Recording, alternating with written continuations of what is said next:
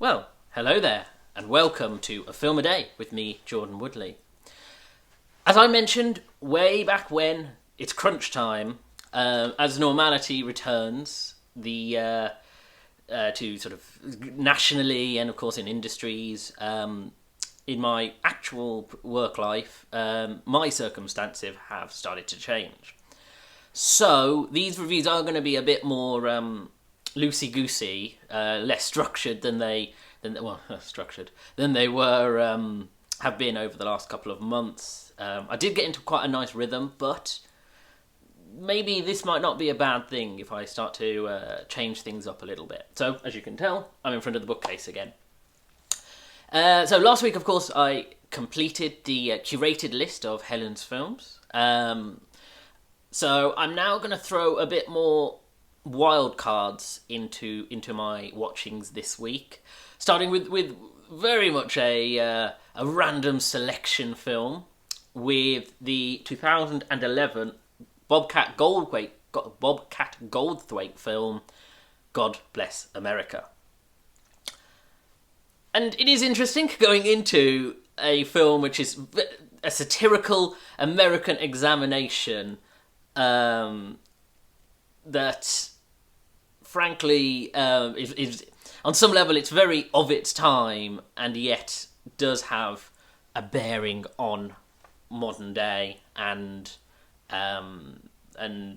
it's interesting the far-reaching effects of a satire like this. So it follows Joel Murray, who plays a divorced, single guy who has a daughter who doesn't really want to see him, works a job he hates, lives next to people who are loud and constantly keeps him up, and he's starting to develop the taxi driver-esque mentality. Anyway, because he is sick of the world he lives in, full of reality TV and sort of shock jocks and that kind of media environment and how it's impacting his culture, he starts to snap as a person. Additionally, he then meets up and starts travelling with a very foul-mouthed, coarse teenager played by Tara Lynn Barr. And what essentially happens is he starts just killing people, beginning with a My Sweet 16-esque type, again, reality star teenager, and from there on just continues to go around killing people who he believes are contributing to this degradation of American culture. And it is a blacker than black comedy. This is a social satire, sort of looking at all the things that are making us unhappy societally, and sort of trying to make a narrative and a message based in the quite bloodthirsty actions of a slightly unsympathetic character, I suppose. And of course, it references things like America's Got Talent and the X Factor, and like I say, things like My Sweet 16 and those kinds of programs, and as I say, the sort of what's it called, like Bill O'Reilly style social commentators who were of course attacking people of different, attacking women and LGBTQ plus people and people of different races and anyone who's got any sort of developmental disability, and it's supposed to point out how horrifying our lead finds these people, and therefore he's going to kill them. And yes, it's a ludicrous film. It really is. It's on the nth of, like I say, the satirical, dark, but it does show a knowledge of film culture and history.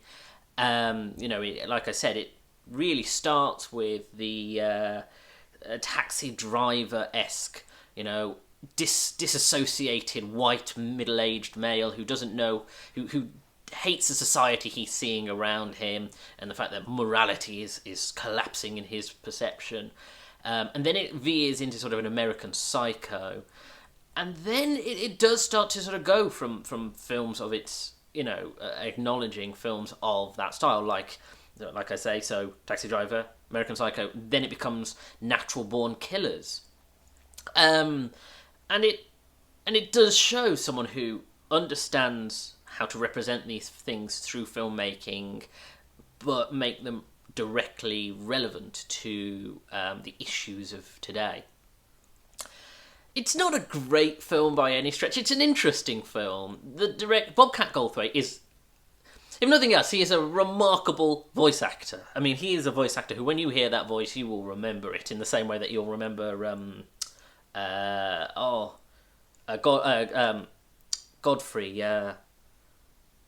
His name's, see, I remember. You say I'll remember, and his name's completely gone out of my head. But infamous voice actors who just have this way about them. But he's not in the film at all. This is entirely his directorial input, and he's not. It is shot a little like a low end. Back bargain basement, very flat, practically TV movie-esque style. It's more interested in the message and the script than it is in about the effects or the cinematography. And so on that level, it's not a particularly good-looking film. But the script is interesting, and it does have that witty style to it. Gilbert Gottfried. Going back to Gilbert Gottfried. Similarly, Bobcat Goldthwait has a very similar, as remarkable a voice as Gilbert Gottfried in that sense. You'll remember, but even in his writing, he has that style. He has that reeling off all the frustrations of the day, and the satire within the stuff is sometimes actually quite funny. The things it's sending up, it has that almost Tropic Thunder-esque sort of pointing at the kinds of content we consume and the fact that we willingly enjoy things that are frankly beneath us as viewers. And so there is something in there. It does suffer from the fact that, as I said, I don't know whether you're supposed to sympathise with the lead, because his whole thing is that he's killing people not for a message, not for politics, not for even aggression, but simply because he doesn't like how, quote-unquote, mean everyone is being. And I don't know whether you're supposed to find that, you're supposed to feel sorry for him and feel sympathetic to the fact that he just wants to be a nice guy in a society that's becoming increasingly less nice. But he does also suffer from that, like I say, the white middle-aged male perspective, where it's his stake is simply how disassociated he is with everything, and how guys and everyone being horrible, but there's no personal experience of horror or trauma. It's very much a sitting back and commenting, going, oh, I don't like this, and that doesn't entirely gel with me. However, I have to say, Tara Lynn Barr is remarkable. She is, she, like I said, plays this foul-mouthed, aggressive. Her motivations for going on this killing spree are more complicated. And she just, there's a certain way about her performance and style that really, once she joins him on this journey, really carries the rest of the film through. So I do think that, she was excellent in it.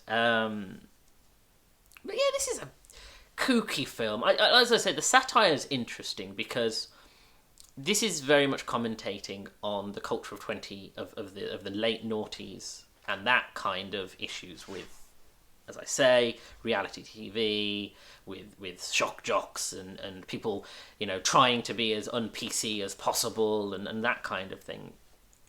We now have gone to a different place societally, not in a good or bad way, just a different place. We now have the issues of, we do still have the reality TV issues, but now it's evolved into things like influencers and the idea of sort of commercialization, the idea that people go on platforms like YouTube and you try to sell themselves by doing things like film reviews, and the idea that people are just selling whatever they can of themselves into social media in the hopes that they will become important and relevant, etc. And of course, Twitter and that side of things. But it shows that there is a direct correlation between where they were then and the issues back then to where we are now, and the constant conflicts and the back and forthing on social media and the cult of celebrity and how that's evolved, and the different outlook on it.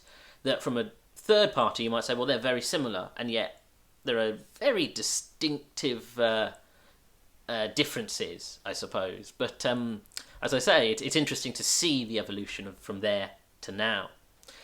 So it is an interesting satire. I don't know if it's the best film in the world. I do wonder if something like South Park or Tropic Thunder does that, or bearing in mind this came out in the sort of era of Borat, and I do think things like Borat did this so much more nuance, with so much more nuance to it, and care, and the fact that on a superficial level you'll say, well, it's just it's just buffoonery, but actually there's a lot of construct within the original Borat film and even in the sequel.